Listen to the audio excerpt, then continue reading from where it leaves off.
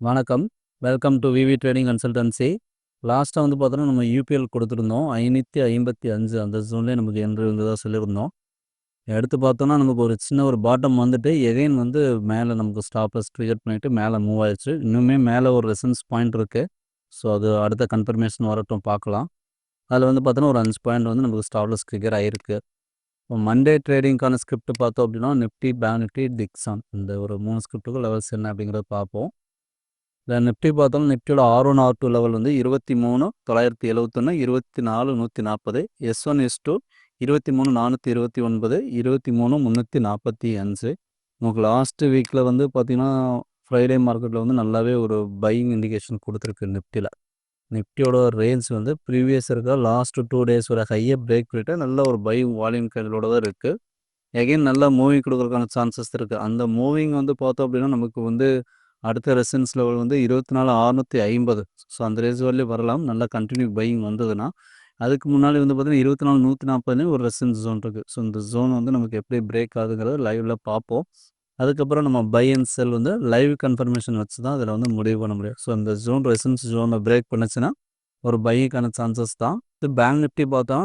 Bank நிஃப்டியோட R1, R2 51,461, 52,097. S1, S2 50,648, 50,521. இதுவுமே இது ஆல்ரெடி பையிங்கில் தான் இருக்குது. நமக்கு பொசிஷனில் வந்து பார்த்தோன்னா, செல்லிங் பிரேக் அவுட் ஜோனுக்கு கீழே வரலை. ஸோ, இந்த ஜோனுக்கு கீழே வந்தால் தான் செல்லிங். ஸோ, அதுலேயும் நமக்கு பையிங்கில் இருக்குது. மண்டே வந்து நமக்கு இதுவும் மேலே போகிறதுக்கான வாய்ப்பு தான் அதிகமாக இருக்குது. லைவ் கன்ஃபர்மேஷன்ஸை வச்சு தான் நமக்கு அடுத்த மூவ் கிடைக்கும். ஸோ, வெயிட் பண்ணி பார்ப்போம்.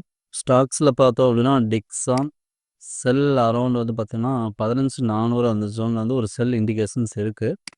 இதுவுமே வந்து ஒரு லைவில் வந்து ஒரு 50 மினிட்ஸ் டைம் ஃப்ரேமில் செல் இண்டிகேஷன்ஸ் வந்துச்சு அப்படின்னா செல் பண்ணலாம். ஸோ, அதனோட டார்கெட் எக்ஸ்பெக்டேஷன் வந்து பார்த்தோம் அப்படின்னா 14,500 வரையுமே ஒரு டார்கெட் இருக்குது. ஸோ, அதை எப்படி இருக்குங்கிறத லைவில் பார்ப்போம்.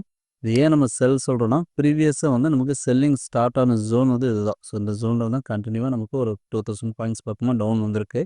எகைன் வந்து ஒரு சஸ்டன் ஆகிட்டு மேலே வந்திருக்கான்.